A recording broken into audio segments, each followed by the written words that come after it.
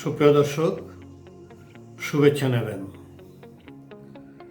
এখন যে আলোচনা বা পর্যালোচনা করতে যাচ্ছি তা হলো দলীয় নির্দেশ অমান্য করে বিএনপির যে সকল নেতাকর্মী ঘর ছাড়া হয়েছেন তাদের নিয়ে। তারা অনেকেই বলছেন উপজেলা নির্বাচনে অংশ নিয়ে ভুল করেছেন, এই ভুলের জন্য ক্ষমা চেয়ে আবেদন করবেন।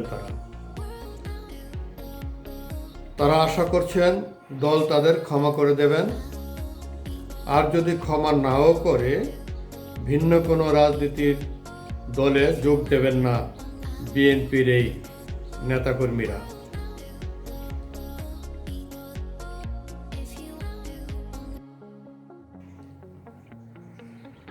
সশরীরে রাজনীতির বাইরে থাকলেও মানসিকভাবে তারা বিএনপির আদর্শকেই ভেতরে লালন করবেন।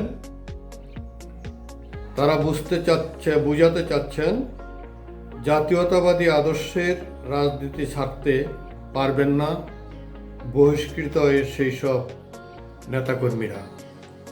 অর্থাৎ তারা যে জাতীয়তাবাদী আদর্শে দীর্ঘদিন যাবৎ রাজনীতি করে আসছেন, সেই রাজনীতি তাদের অস্থিমজ্জায় লেগে আছে এবং সেই কারণে তারা বিএনপির রাজনীতি ছাড়তে পারবেন না। তাদেরকে বহিষ্কার করা হলেও তারা মানসিকভাবে এই রাজনীতির সাথেই থাকবেন।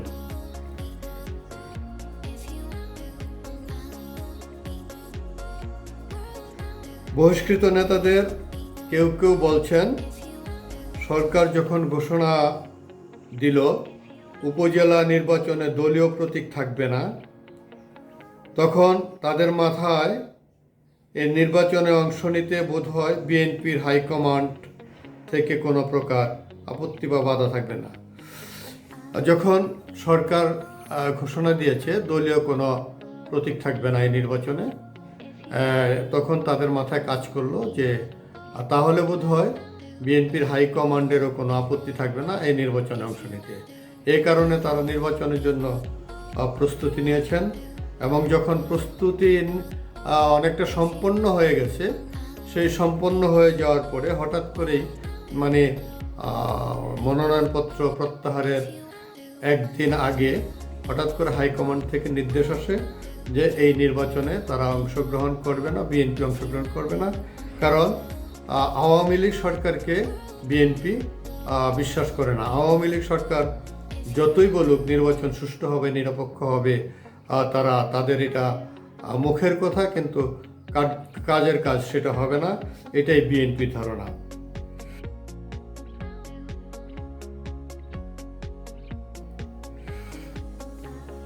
এই কারণে বিএনপির নীতিগত সিদ্ধান্ত নির্বাচন বর্জন করা। এই কারণেই তাদের যে নীতিগত সিদ্ধান্ত এই নির্বাচনকে বর্জন করা, সেটাই তারা করেছে। দলের এই সিদ্ধান্ত যে সকল নেতাকর্মী অমান্য করবে, আবার এই সতর্ক দিয়েছে যে এই সমস্ত দলের সিদ্ধান্ত যারা অমান্য করবে তাদেরকে দল থেকে বহিষ্কার করা হবে।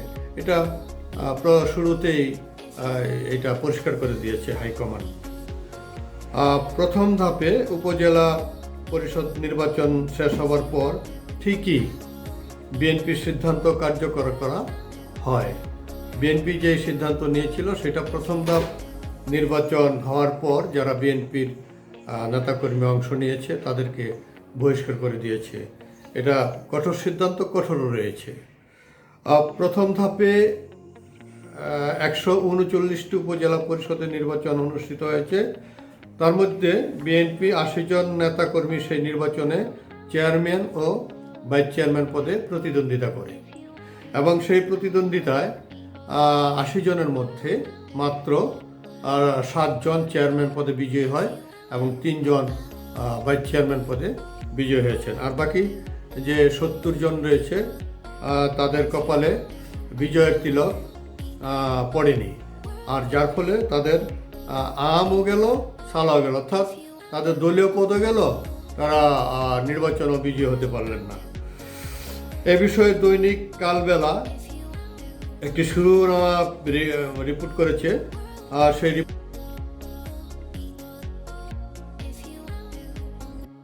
এ বিষয়ে দৈনিক কালবেলা সেই রিপোর্টটি শিরোনাম করেছে, বহিষ্কার হলেও বিএনপি ছাড়বেন না পরাজিতরা। অর্থাৎ যে কথাগুলো একটু আগে বললাম, যে বহিষ্কার হলেও পরাজিতকে ছেড়ে দিলেও বিএনপি তারা ছাড়বেন না। রিপোর্টে বিএনপির স্থায়ী কমিটির সদস্য, খুব প্রবীণ সদস্য সে সেলিমা রহমানের বক্তব্য তুলে ধরেছেন। সেলিমা রহমান বলেছেন, যারা দলীয় সিদ্ধান্ত অমান্য করে ভোটে গেছেন, গঠনতন্ত্র মোতাবেক দল তাদের বিরুদ্ধে সাংগঠনিক ব্যবস্থা গ্রহণ করেছে। ভবিষ্যতে কি হবে সেটা পরের ব্যাপার। বহিষ্কারাদেশ প্রত্যাহার নিয়ে আবার আমরা এখন ভাবছি না। সেলিমা রহমান বললেন যে বহিষ্কার আদেশ যেটা হয়েছে সে তো হয়েছে, সেটা নিয়ে আমরা এখন আর ভাবছি না। কালবেলা রিপোর্টে বলা হয়েছে, আরও যা বলছে কালবেলা রিপোর্টে, বিএনপির বিদ্রোহী প্রার্থীদের বেশিরভাগই দলীয় পদ হারানোর পাশাপাশি ভোটেও পরাজিত হয়েছেন। এর মধ্য দিয়ে এসব নেতা দুই কুল হারিয়েছেন বলে মনে করা হচ্ছে, কারণ দলীয় সিদ্ধান্ত অমান্য করে নির্বাচন করতে গিয়ে বহিষ্কৃত নেতাদের বিষয়ে বিএনপির হাইকমান্ড অত্যন্ত কঠোর।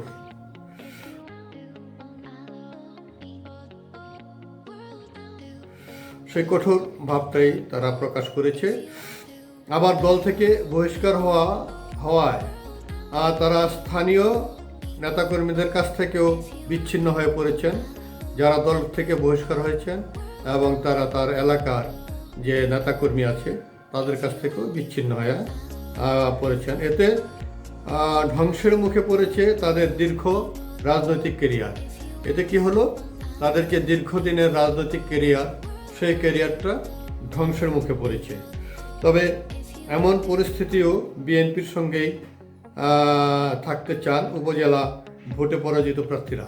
তবে বিষয়টা হচ্ছে যে তাদেরকে বহিষ্কার করছে, তারপরেও এই পরিস্থিতির পরেও তারা বিএনপির সঙ্গেই থাকতে চান।